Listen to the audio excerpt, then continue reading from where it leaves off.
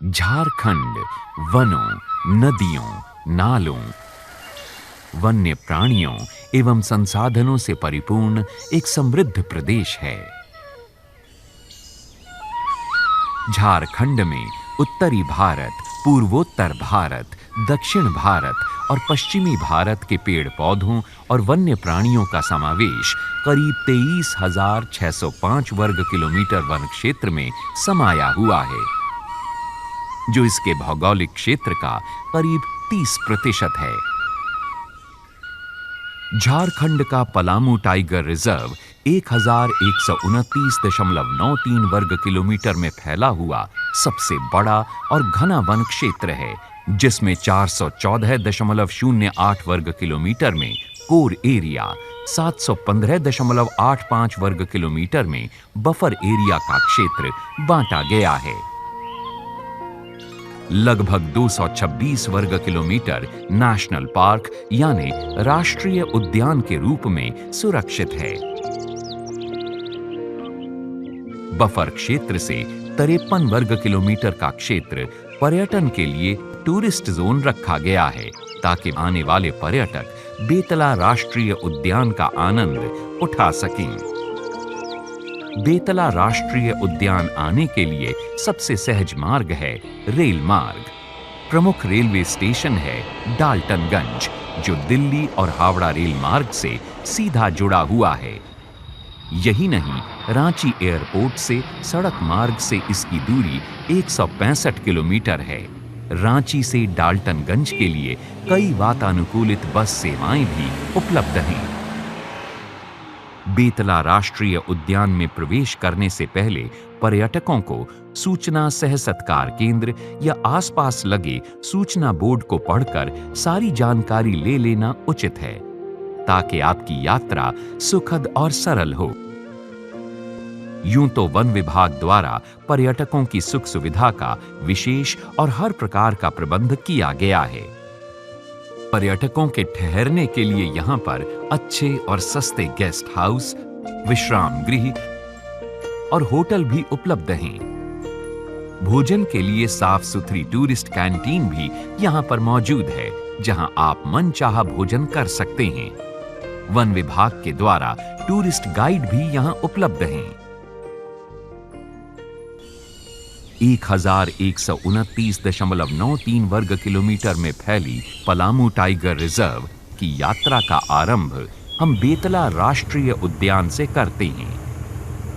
जंगल में प्रवेश करते ही असंख्य चीतल आपको आसानी से दिख जाएंगे।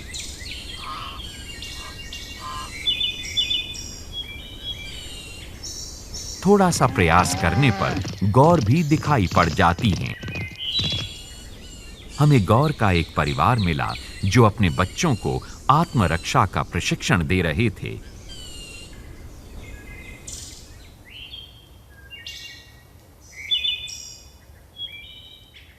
इसके अलावा यहां बंदरों और हनुमान की संख्या भी काफी है। बंदर तो आपके आसपास ही घूमते और खेलते हुए नजर आ जाएंगे।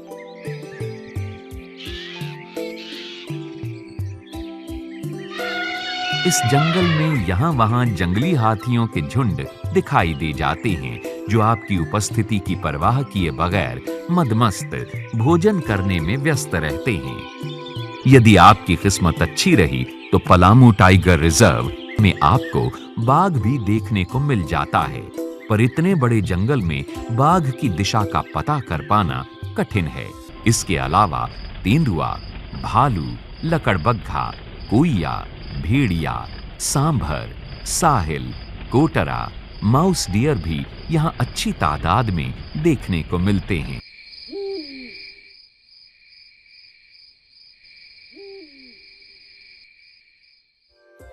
बेतला राष्ट्रीय उद्यान में पक्षियों की लगभग 174 प्रजातियों की पहचान की गई है, जिनमें कई अत्यंत दुर्लभ प्रजातियां हैं। रंग बिरंगी, भोजन करती या पानी की तलाश में ये प्रजातियां आपको यहाँ वहाँ दिख जाती हैं। यहाँ पर पैराडाइज, फ्लाई कैचर, शर्प एंट ईगल, मोर, 5 प्रकार के बारवेट, अनेकों प्रकार के किंगफिशर, बाज, कोयल, नीलकंठ इत्यादि हर जगह दिखाई पड़ते हैं। यहाँ दिखने वाले कई पक्षियों से आप भली भांति परिचित होंगे, पर इनमें से कईयों को शायद आप पहली बार देख रहे होंगे। हमें तोतों का एक जोड़ा घर बनाते हुए दिखाई दिया। ये दोनों शायद नए मेहमान के आगमन की तैयारी में जुटे हुए हैं। बेतला राष्ट्रीय उद्यान घूमने के लिए वन विभाग द्वारा हाथी की सवारी की भी व्यवस्था की गई है। पर्यटक हाथी की सवारी का खूब मजा लेते हैं। बेतला राष्ट्रीय उद्यान में वन्य और वन्य प्राणियों के अलावा एक 400 वर्ष पुरानी धरोहर भी है। चेरो वंश के राजा मेदिनी राय का यह किला आज भी प्राचीन इतिहास का गवाह है। किसी जमाने में यह किला न जाने कितना विशाल और बड़े क्षेत्र में फैला रहा होगा। इस किले में आज भी प्राचीन कलाकृतियां देखने को मिलती हैं। जो भी पर्यटक बेतला राष्ट्रीय उद्यान को देखने आते हैं, वो इस किले को देखना नहीं भूलते। करीब 500 मीटर की दूरी और पहाड़ की ऊंचाई पर अर्धनिर्मित एक और किला है, जो आज भी अपने प्राचीन इतिहास को बयान करता है।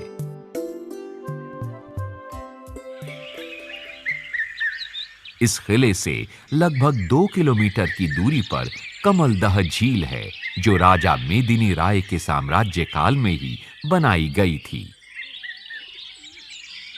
ये झील बेतला के वन्य प्राणियों के लिए जल का प्रमुख स्रोत है और संध्या होते ही विभिन्न वन्य प्राणियों से ये गुंजायमान हो जाती है।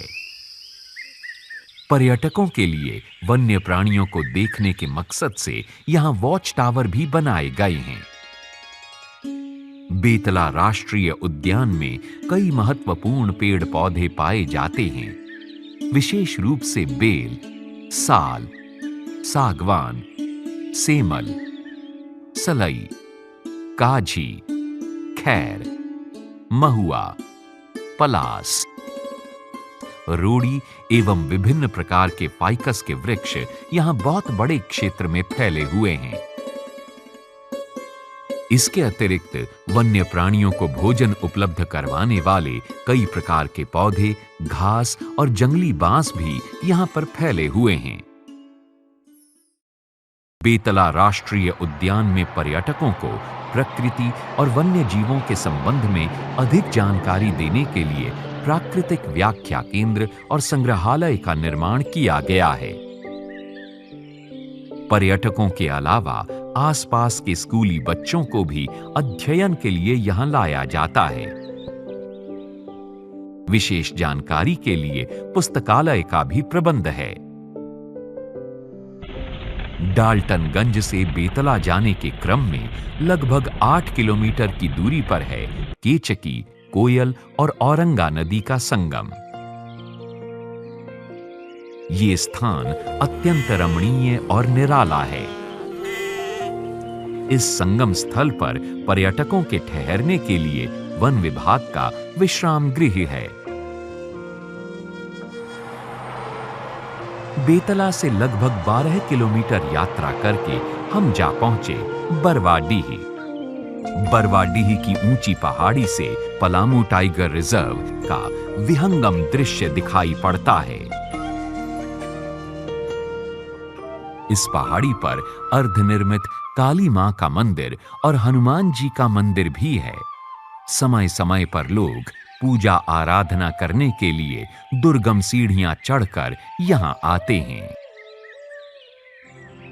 बरवाडीह से करीब 20 किलोमीटर की दूरी पर गर्म पानी का स्रोत ततहा झरना है।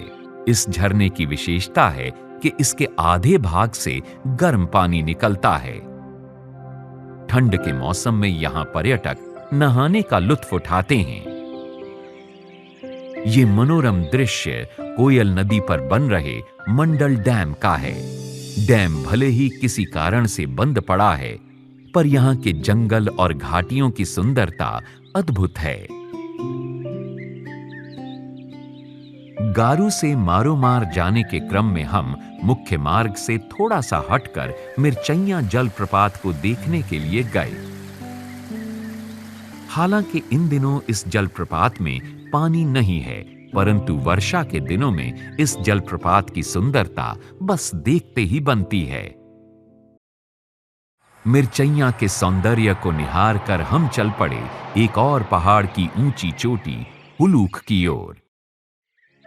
हुलूक जाने के क्रम में बांस और साल वृक्षों का बहुत बड़ा और घना क्षेत्र हमें देखने को मिला। 5 पहाड़ियों को पार करके समुद्र तल से लगभग 3000 फीट की ऊंचाई पर हम जा पहुंचे हुलूक।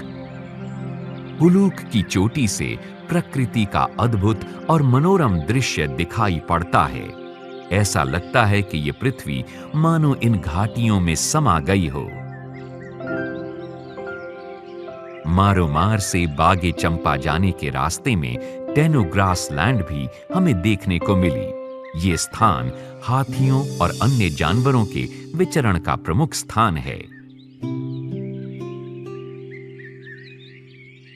बांस के जंगलों से गुजरते हुए हम बागे चंपा पहुंचे, जो कोयल और बुढ़ा नदी के संगम पर स्थित है।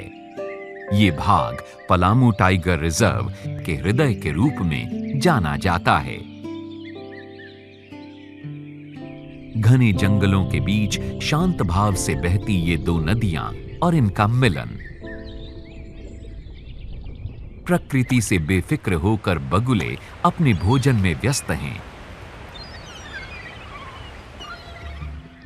उसूल पहाड़ की ऊंचाई तक पहुंचना जितना कठिन है, उतना ही रोमांचकारी भी है। प्रकृति का अद्भुत और खूबसूरत नजारा देखकर मन मोहित हो जाता है। यहां से लौटने में शाम ढल चुकी थी। हम पहुंच चुके थे वन विभाग के मारोमार गेस्ट हाउस। सबसे बढ़िया बात तो यह है कि इन घने जंगलों में भी वन विभाग ने ठहरने की सुंदर और आरामदायक व्यवस्था की हुई है।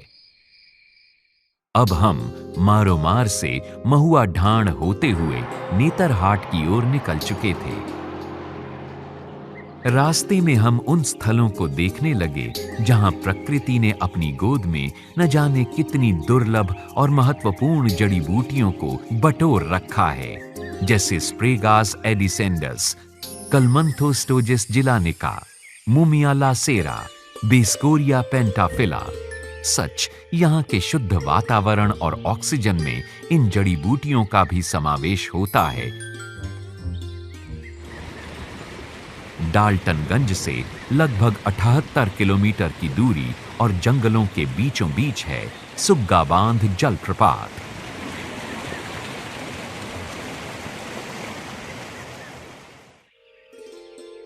पलामू टाइगर रिजर्व का अंतिम पड़ाव था नेतरहाट। यहां के सूर्योदय और सूर्यास्त को देखने के लिए देश विदेश से पर्यटक यहां आते हैं। यही नहीं, झारखंड में नेतरहाट की तुलना शिमला से की जाती है। नेतरहाट का स्कूल झारखंड ही नहीं बल्कि भारत के अलावा विदेशों में भी प्रसिद्ध है। नेतरहाट के करीब और डाल्टनगंज से लगभग 130 किलोमीटर की दूरी पर है लोध जलप्रपात। इसे बूढ़ा घाट के नाम से भी जाना जाता है। ये प्रपात झारखंड का सबसे ऊंचा जलप्रपात है।